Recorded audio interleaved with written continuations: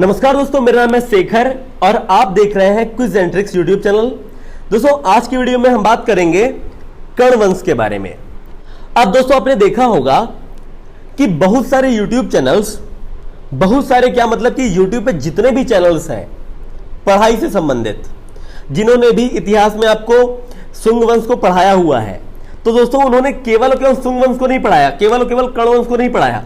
उन्होंने क्या किया, शुंग वंश, कर्ण वंश, सातवाहन वंश, इन तीनों वंशों को मिला के क्या किया, उन्होंने एक वीडियो तैयार कर दी। ठीक है, जिससे दोस्तों होता क्या है, ना तो शुंग वंश के सारे क्वेश्चंस बन पाते हैं, ना कर्ण वंश के बन पाते हैं और ना सातवाहन वंश के बन पाते हैं। साथ ही इसका एक और घाटा है जो कि सबसे बड़ा घाटा है स्टूडेंट्स के लिए, कि उनको ना तो शुंग वंश समझ में आता है, ना कर्ण वंश समझ में आता है और ना ही सातवाहन वंश समझ में आता है। दोस्तों इन तीनों वंश की बड़ी ही इंटरेस्टिंग स्टोरीज हैं, ठीक है, जो कि दोस्तों आपको जाननी चाहिए।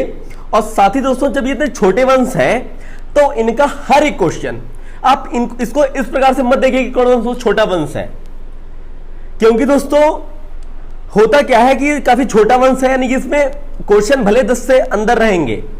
मैं आपके साथ आज 7-8 क्वेश्चन ही कर्ण वंश के डिस्कस करूंगा, लेकिन सारे के सारे दोस्तों 1 बार, 2 बार, 3 बार, 4-4, 5-5 बार क्वेश्चन रिपीट किए गए हैं। ठीक है, इसलिए दोस्तों ये काफी इंपॉर्टेंट हो जाता है। साथ ही दोस्तों अगर दोस्तों आप इनको पढ़ते तो मैं पक्की बात गारंटी लेता हूं कि आपको ये, अगर आपने तीनों वंश की वीडियो एक में देखी है तो दोस्तों आपको ना तो शुंग वंश आता होगा, ना कर्ण वंश आता होगा, ना सातवाहन वंश आता होगा। बिल्कुल पक्की बात है। ठीक है, और ना ही आपको इन जो वंश है इनकी क्रमावली या क्रोनोलॉजी आपको समझ में आएगी। ठीक है, अब दोस्तों हम लोग पढ़ लेते हैं। पहला क्वेश्चन क्या है इसका, कर्ण वंश की स्थापना कब हुई? इसका पहला ऑप्शन है 73 ईसा पूर्व, दूसरा है 103 ईसा पूर्व, तीसरा है 86 ईसा पूर्व, चौथा है 94 ईसा पूर्व। तो दोस्तों जो कर्ण वंश की स्थापना हुई है वो आपकी 73 ईसा पूर्व में हुई है। ठीक है, इस प्रकार से आपका ऑप्शन नंबर ए बिल्कुल सही हो जाएगा। अब दोस्तों जैसे दोस्तों आगे आगे क्वेश्चंस बढ़ते जाएंगे, आपको दोस्तों इस कर्ण वंश की जो स्थापना किस प्रकार हुई उसकी भी मैं आपको स्टोरी बताऊंगा। ठीक है, और दोस्तों जो भी स्टोरी यहां पर बताई जाएगी वो बिल्कुल ऑथेंटिक होगी। मैं आपको बताऊंगा कि ये घटना कहां पर लिखी हुई है, उसी प्रकार से आपको वो स्टोरी बताई जाएगी। तो दूसरा क्वेश्चन है, कर्ण वंश का संस्थापक कौन था? ए है पुष्यमित्र शुंग, बी है देवभूति, सी है वासुदेव, डी है सुशर्मा। तो दोस्तों अब दोस्तों इसके ऑप्शन है, अगर हम लोग ऑप्शन से अगर हमको तुक्का लगाना होगा तो हम इस प्रकार से लगाएंगे। जो पुष्यमित्र शुंग है वो दोस्तों शुंग वंश का संस्थापक है। ठीक है, जो देवहूति है वो शुंग वंश का अंतिम शासक है, जो वासुदेव है वही दोस्तों कर्ण वंश का संस्थापक है। और दोस्तों जो इसका अंतिम राजा होगा कर्ण वंश का, जिसका जो जीवन काल 40 BC से 30 ईसी तक होगा, वो आपका होगा अंतिम सम्राट। ठीक है, तो वो सुशर्मा हो जाएगा आपका। ठीक है, तो इस प्रकार से अगर आपको संस्थापक की बात आती है तो वो होगा वासुदेव। अब दोस्तों जैसा कि मैंने आपको बताया, वासुदेव हत्या किसकी करता है? शुंग वंश के अंतिम सम्राट देवभूति की। ठीक है, तो ये इसकी क्या करेगा? हत्या करेगा। कौन किसकी करेगा? वासुदेव करेगा, देवभूति की। तभी आपका क्या होगा, ये नया वंश आएगा, आपका कर्ण वंश आएगा। ठीक है, या आप इसको अलग भी लिख के मैं आपको समझाना चाहूं तो समझा सकता हूं। ठीक है, लेकिन मैं आपको अलग ही लिख देता हूं तो आपको थोड़ा सा कॉन्सेप्ट क्लियर हो जाएगा। ठीक है, आपको ध्यान भी रहेगा, क्योंकि दोस्तों तस्वीरों से ही जो छवि बनती है वही दोस्तों हमारे दिमाग में याद रहती है। ठीक है, तो पहला अब मैं आपको देता हूं, शुंग वंश है। ठीक है, शुंग वंश का जो अंतिम राजा बनता है वो कौन बनता है? आपका देवभूति। ठीक है, अब देवभूति की हत्या किसके द्वारा होती है? वासुदेव द्वारा। अब किस प्रकार होती है, यही इंटरेस्टिंग स्टोरी है जो कि आपकी लिखी है हर्षचरित में। ठीक है, हर्षचरित। अब दोस्तों यहीं पे दोस्तों क्वेश्चन भी आपके साथ बन जाता है कि हर्षचरित किसने लिखी? ये दोस्तों आप हमको कमेंट बॉक्स में, ठीक है, कमेंट बॉक्स में हमको आप बताइएगा। ठीक है, कि हर्षचरित किसने लिखी। अब दोस्तों बताते हैं कहानी। दोस्तों कहानी क्या है कि शुंग वंश का जो अंतिम राजा था देवभूति, ठीक है, ये जो आपका राजा है, ये जो आपका राजा है देवभूति, दोस्तों ये काफी निर्बल और दोस्तों एक विलासी प्रवृत्ति का दोस्तों राजा था। अब दोस्तों इसका जो अमात्य होता है वासुदेव। ठीक है, वासुदेव या कहीं कहीं पे आपको वसुदेव भी मिलेगा। ठीक है, तो दोस्तों आप देख लीजिएगा कि ऑप्शन क्या दे रहा है। तो वो एक षड्यंत्र करता है जिसके द्वारा देवहूति की हत्या हो जाती है। षड्यंत्र क्या है? षड्यंत्र का दोस्तों जो वर्णन है दोस्तों वो हर्षचरित में लिखा है।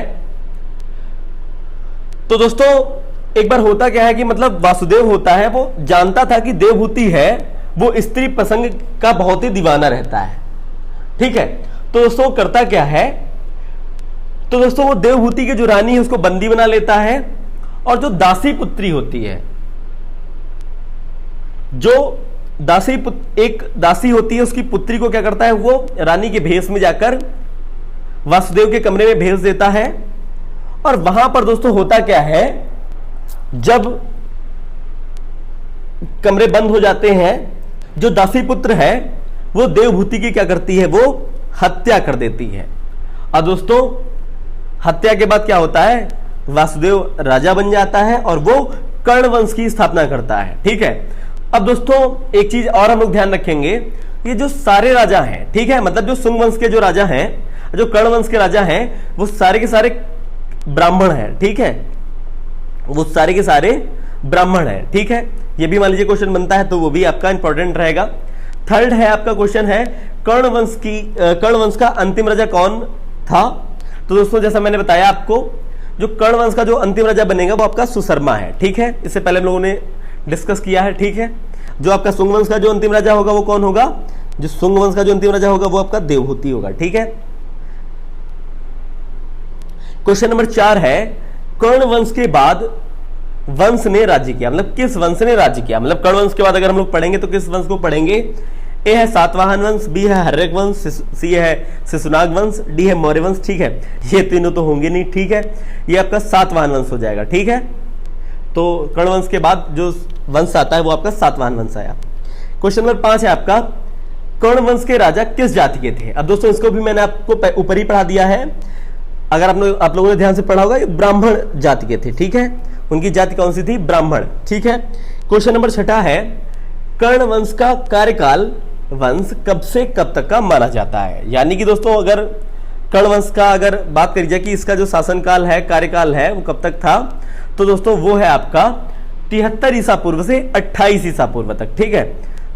दोस्तों जो भी बहुत ही मतलब ये काफी छोटा चैप्टर है तो इसमें बहुत सारा आपको कंफ्यूजन होगी नहीं, इसलिए दोस्तों जो भी आपका ऑप्शन एकदम सही है मैं वही बता दे रहा हूँ, ठीक। इसको बहुत लंबा खींचना नहीं कि लंबी वीडियो बन जाए, ठीक है, इस प्रकार का मेरा उद्देश्य नहीं है। आप अच्छे से अच्छी जानकारी प्राप्त कर पाए कम समय में, वही दोस्तों मेरा मोटो है, ठीक है। क्वेश्चन नंबर 7वां है आपका, कर्ण वंश के कितने राजाओं ने भारत पर शासन किया? ठीक है, तो दोस्तों शासन किया है 4 राजाओं ने। बी का ऑप्शन नंबर क्वेश्चन नंबर 7 का बी ऑप्शन बिल्कुल सही हो जाएगा, 4 राजाओं ने किया। दोस्तों राजा जान लेते हैं, जो कर्ण वंश है इसकी वंशावली जान लेते हैं इसी बहाने, ठीक है। तो दोस्तों सबसे पहले आपका आता है वासुदेव, ठीक है। उसके बाद आपका जो राजा आएगा वो आएगा भूमिमित्र, ठीक है, भूमिमित्र, ठीक है। अब राइटिंग आप लोग समझ लीजिएगा, ठीक है। नारायण, ठीक है, मैं जो बोल रहा हूं आप उसको ध्यान रखिएगा, ठीक है, राइटिंग को ज्यादा फोकस करने की जरूरत नहीं है। और आपका लास्ट में आता है सुशर्मा, ठीक है। अब दोस्तों इनका जो जीवन काल समझ लेते हैं, ये 75 से 66 बीसी तक रहे, सारी बीसी में बात चल रही है, ठीक है। अब 66 से 52 बीसी तक रहेगा भूमिमित्र के बाद नारायण आता है 52 बीसी से 40 बीसी तक, ठीक है। और लास्ट में सुशर्मा 10 साल का करता है 40 से 30 बीसी तक, ठीक है। तो दोस्तों इस प्रकार आपके 7 क्वेश्चन है मात्र, ठीक है। तो दोस्तों आशा है आपको आज की हमारी वीडियो काफी पसंद आई होगी। दोस्तों साथ ही मैं आपसे एक रिक्वेस्ट करूंगा कि अगर आपने अभी तक शुंग वंश वाली वीडियो नहीं देखी तो वो भी आप देख ले पहले, ठीक है। उसके बाद ही आप कर्ण वंश को दोबारा एक बार पढ़ेंगे तो दोस्तों आपको काफी अच्छा तैयार होगा, ठीक है।